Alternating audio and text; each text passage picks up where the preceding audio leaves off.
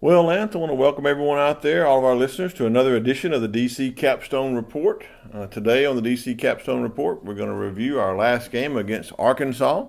In our first segment, in our second segment, we're going to take a look at our offensive and defensive players of the game. And then we'll preview the upcoming game against the Missouri Tigers out of the Eastern Division of the Southeastern Conference. The DC Capstone Report is featured each Tuesday morning on Tide 102.9, The Morning Blitz with Martin Houston. You can listen live at Tide1029.com. Well, last week's game against Arkansas, Alabama had a good game. I think it came out hitting on all cylinders on offense. There's no doubt about that. You can't review the Arkansas game without talking about how great the offense played.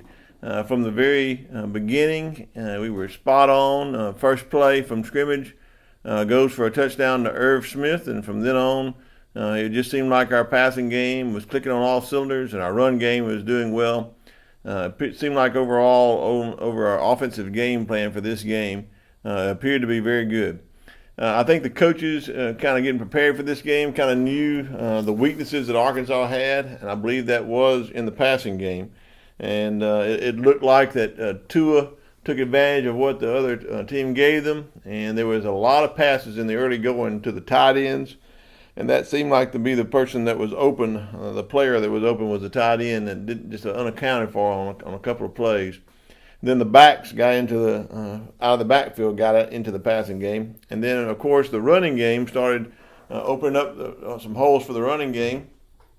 And then as we got a little further into the first quarter, the passing games to our wideouts seemed to open up, and that kind of worked in the way that they had schemed for this game.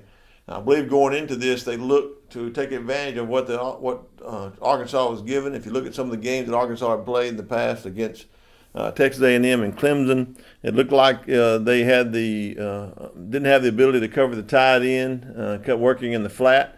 And on the first play from scrimmage, Tua hit Irv Smith out in the flat, and got lost by the linebacker, and then his speed just overcome all the other players as he raced down the sideline for a long touchdown pass to open the game. And that kind of set the tone. The Alabama's offense was really the talk of this game. I think the offense played well.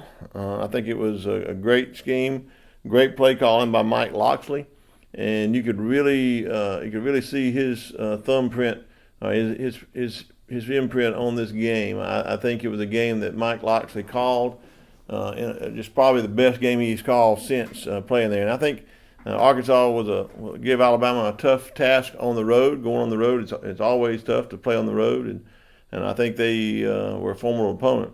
But Alabama was just too much on the offensive side of the ball for Arkansas to handle.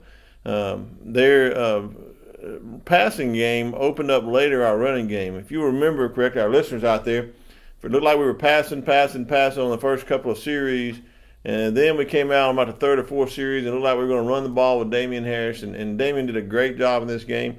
You know, he's one of my favorite players on the Alabama team.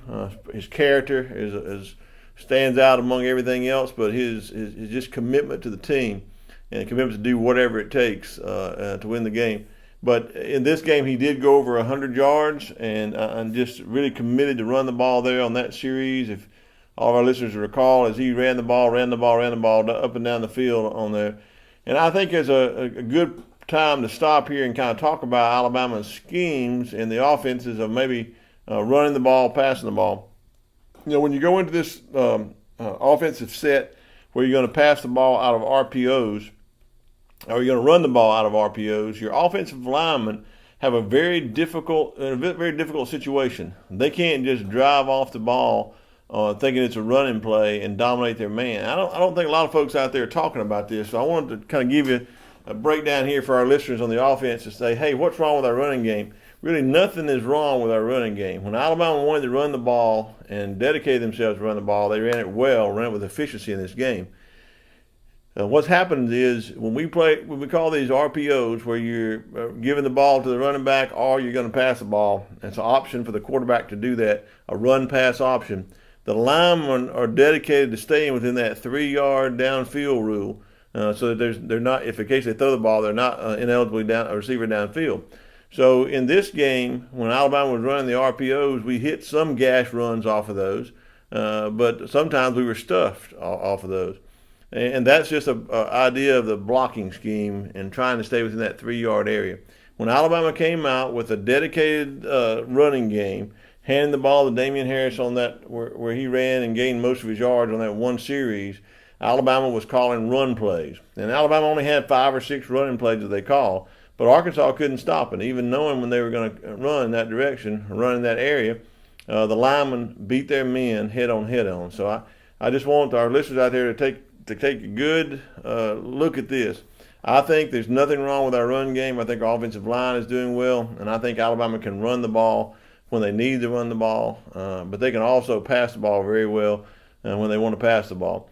Calling the run-pass option plays gives Tua the ability to hit some wide receivers that are streaking on plays in stride, and when that ball goes into that running back's belly, that linebacker in the middle of the field has to make a decision, or that safety has to make a decision. Am I going to bite and commit to the run? Am I going to stay flat-footed, or am I going to go for the pass? And 2 of those, when you throw the ball, 2 of those decisions are wrong. Staying flat-footed is wrong, and going for the run is wrong. Alabama caught Arkansas in those in a couple of times, and one, the play that just really jumps off the page at you is the long touchdown pass that Tua hit Jerry Jeudy on the slant across the middle. Now that pass in the air only traveled about 10 yards, but it would end up being over 70-yard touchdown pass because Jerry Jeudy turned his jets on and ran on down the sideline, did such a good job on that play. But that play is set up by running the ball out of an RPO. Running the ball may not have gained some yards, may have gained a few yards on a play. But you got that linebacker and you got that safety watching, thinking that running back's going to get the ball. Tua put it in the running back's belly on that play, pulled it out just at the right time, and hit Jerry Jeudy on the slant. In that particular play, gives you a picture of what I've been talking about. All of our linemen had to stay in that area, that 3-yard area. They couldn't run block. They had to run block and pass block within that 3-yard area, and they did on that play. And we hit a big play because the safety and the linebacker either stood flat-footed or went for the run. And it caused Jerry Jeudy to have a step on everybody. And you give Jerry Jeudy a step, he was gone down the sideline. The linebacker couldn't keep on it with him. It was a mismatch because he remained flat-footed. And the safety had already bit coming in, and he was 2 steps behind. And he never could catch up with Jerry Jeudy. So that in itself is, and when we review the Arkansas game, is a perfect picture of how the run-pass option is supposed to work. So every time we won't gain a lot of yards on the run, every time we won't gain a lot of yards on the pass. But when you hit it exactly right, as we did on that play, it can turn into an explosive play and turn into a big play. And that is why we run the run-pass option schemes against these teams that are biting on the run and safeties who are sitting down on the pass. So good observation for our listeners out there to kind of look in that game and see where Alabama used the RPO to its advantage. Now we go over to the defensive side of the ball, and everything on the defensive side of the ball wasn't great. You know, Coach Saban said it, when you give up 31 points in a game, and we gave up 31 points in this game, and Arkansas took some advantage of some weak points in the game. Now, some people say we got up in a lead, and that's why they became complacent. I don't think so. You know, Arkansas was driving to cut it to a 1 score when their quarterback dove in the end zone, and he got hit really hard, and Deontay Thompson recovered the ball on the 1-yard line, and we had the 99-yard drive after that to go up 3 scores. So at that point, they were driving in to make it a 1-score game. So I don't think it became complacent. I think it was Chad Morris who did a really good offensive game plan for Alabama to try to show us some movement. If our listeners out there will go back and look at the game, watch it closely, you'll see a lot of movement by the Arkansas team in wide receivers and tight ends. And a lot of times, Alabama's players didn't adjust well on the move to catch them in the right play. And they caught Alabama asleep a couple of times, and they gained some yards, and they scored some points. So I think this is something to look for. To me, it's a perfect game to give Alabama some teaching points in practice this week, because the next game we got on the schedule is a better offensive team coming into Bryant-Denny Stadium. So it's going to be a great teaching to give up 31 points. It's going to be a great opportunity for challenge this defense to play up to the standard of Alabama football. And that is not playing up to the standard of Alabama football. You know, Coach Saban and Alabama defense prides itself on giving up less than 14 points a game. And we've done so up until this game. But in this game, giving up 31 points is going to really hurt. It's going to sting. I believe when the players get to their meetings this week, it's going to be on their mind. And I know Alabama has a 24-hour rule. You move on to the next game. But I think Coach Saban is going to use this defensive production in this game, or the lack thereof, as a catalyst for the upcoming preparation for the Missouri game that's coming up, our next game on the schedule. So the defense overall had some good moments at times. There were some standout players, made some individual efforts. But overall, it seemed like we got lost in what I would call the eye candy. Chad Morris was a good coach, did a great offensive coordinator when he was at Clemson. He comes in, SMU does a great job, and gets into a better even job at Arkansas. This first year, he's going to build a good team there at Arkansas. So I think all of our listeners out there can tell that Chad Morris is a formidable foe when it comes to offense. But I think Nick Saban is going to learn some things in this game, because I believe the next game we'll try to do the same thing to try to scheme against us in that. But overall, I think our defensive line played fairly well. We didn't get enough pressure on the quarterback from our outside rushing. Arkansas did a good job blocking. Arkansas has a great offensive line. One of Brett Bielema's biggest jobs in recruiting was to recruit those big hogs, as he called them, on their offensive line, because it fit his scheme. Well, it boded well in this game for Arkansas. They had a good opportunity to keep the pocket fresh and open for Story. We got pressure on him sometimes, and he made some mistakes. Shyam Carter got a tip ball and took it back for a pick six. That was a good play in this game. I think his play overall as well as the defensive side of the ball as well. Quinnion Williams, again, did some good things on the defensive line. And Deontay Thompson, if you watched any of this game, he was a hitter, a hard hitter.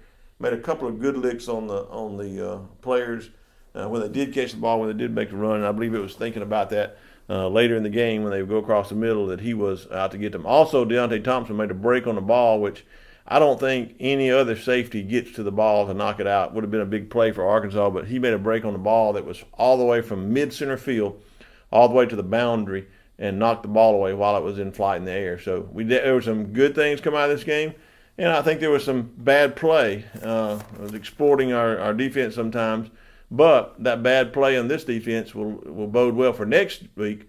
As I believe that during the week this week, Coach Saban will have them coached up, and we'll see hopefully a different defensive team play this week against the Missouri Tigers. You have been listening to the DC Capstone Report.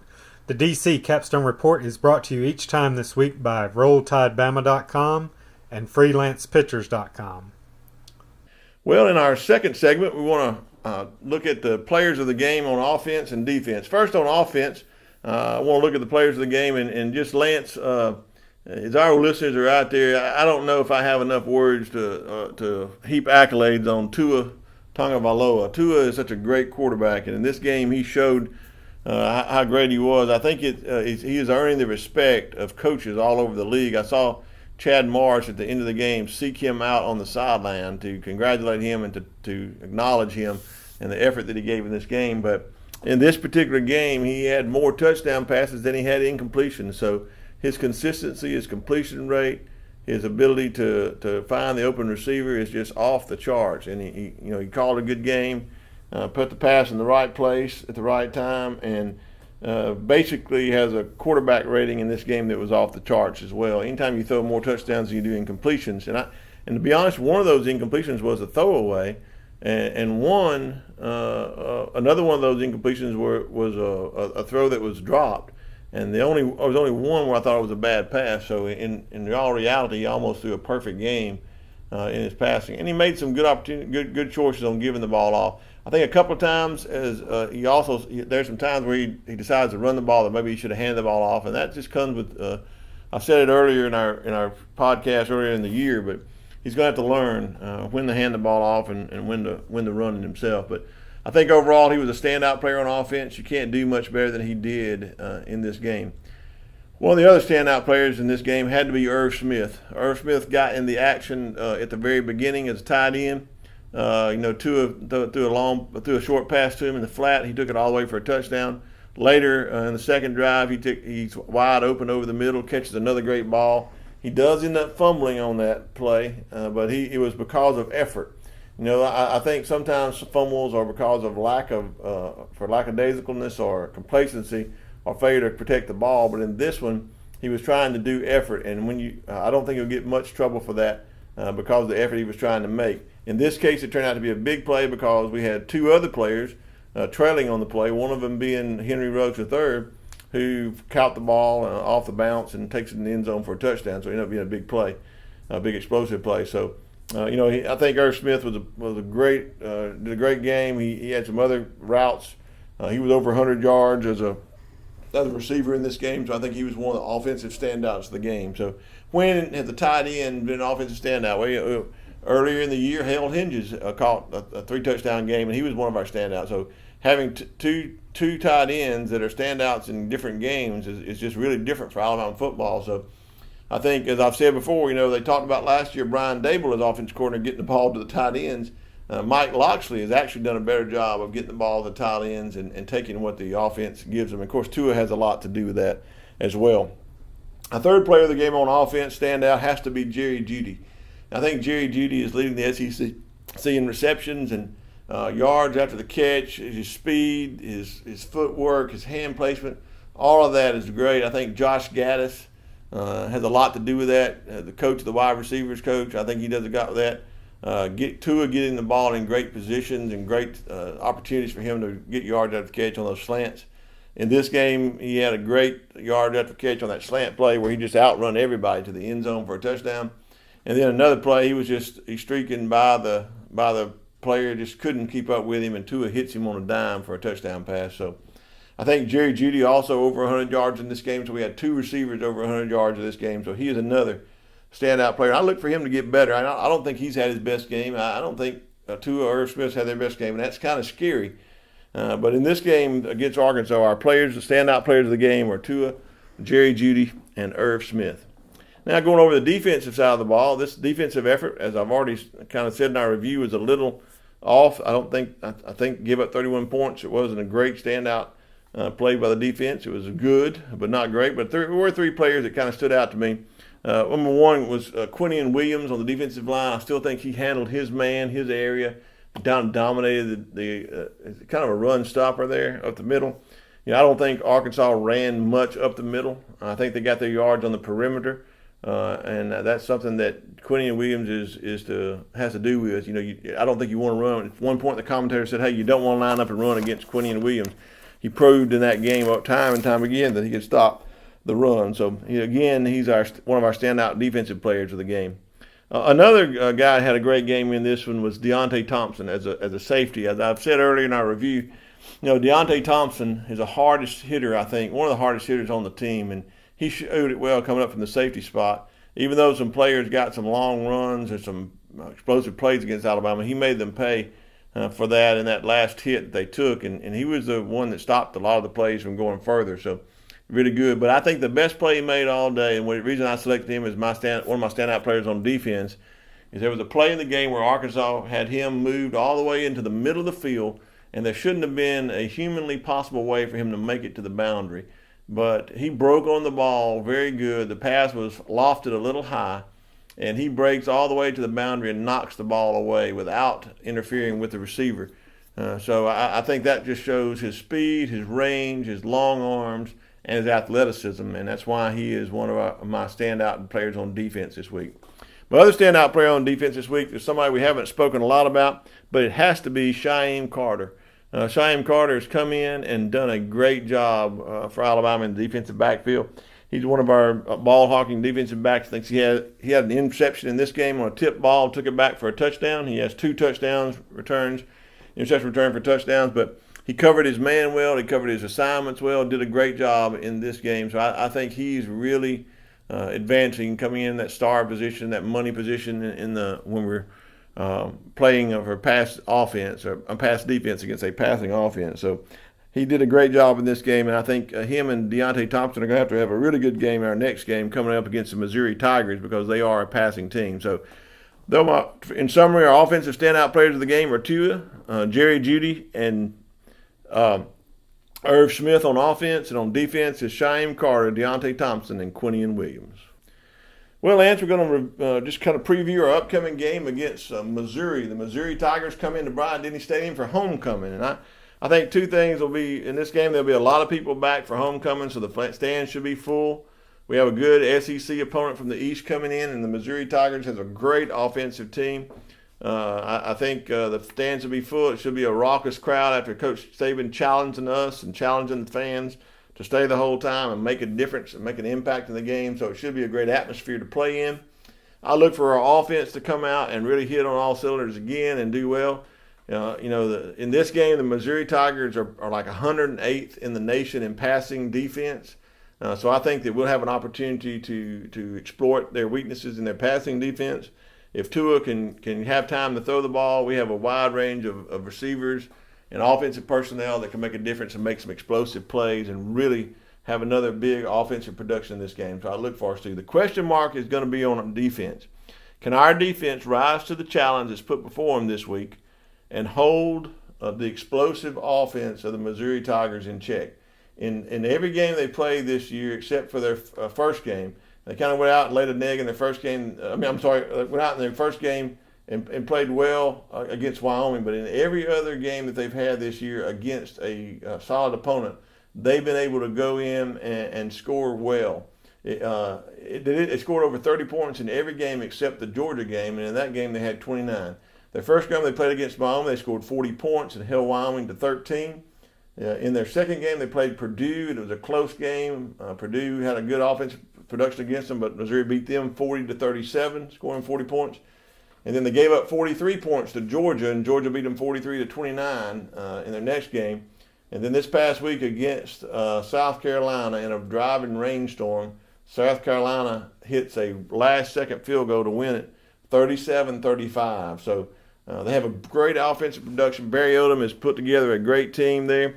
Derek Dooley, a former head coach in the Southeastern Conference at Tennessee, a former disciple of Nick Saban, gets to go against him. He knows Nick Saban's defense, and he's going to try to take advantage of it just like Chad Morris did in the last game. So look for them to have some motion and look for them to utilize their elite quarterback, Drew Lock. And it's going to be an opportunity for Drew Lock to shine on a national stage in a 6 o'clock game on ESPN. So against the number one team in the nation. So they're going to come in with their pass-happy offense and try to exploit our young defense. Now, the question is, like I said before, can our defense rise to the occasion and make a difference in this game?